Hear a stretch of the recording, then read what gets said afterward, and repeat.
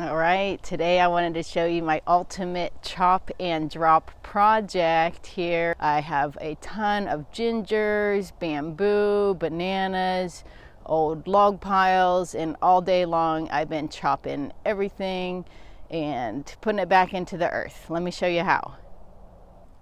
So this was my ginger patch, and it's kind of a weedy ginger. It grows pretty fast. I thought it was cardamom, but actually it is false cardamom.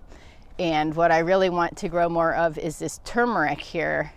And so it's kind of going dormant right now, but all this false cardamom, I just chopped and dropped all over the garden there.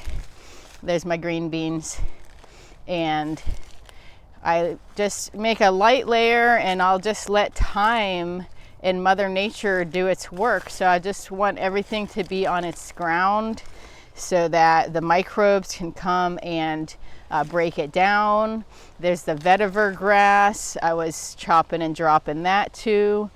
And then I also have this other type of ginger, the Thai ginger or galangal, and that can be a little weedy too. Actually, it jumped over this side of the well, and so I've been chopping and dropping that. And ultimately, I'm going to try to reduce these weedy gingers and just try to grow more of this beautiful turmeric here.